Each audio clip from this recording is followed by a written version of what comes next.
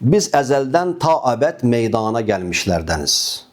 Şah-ı Mərdan eşqinə mərdanə gəlmişlərdəniz. Yazmağa həqdən kələmullahu natiq şərhinə, Ruhi Qüdsi surət-i Rəhmanə gəlmişlərdəniz. Kainatı surət-i Rəhmanə təfsir etməyə, kim bəyanı elm ilən Qur'ana gəlmişlərdəniz.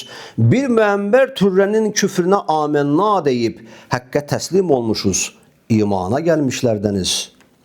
Saqi baqi əlində məst olub içməkdəyiz. Həzrəvü, dəstanəvü, məstanə gəlmişlərdəniz.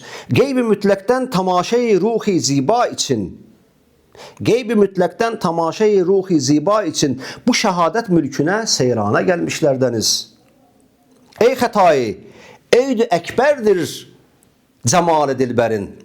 Biz bu eydi əkbərə qurbana gəlmişlərdəniz.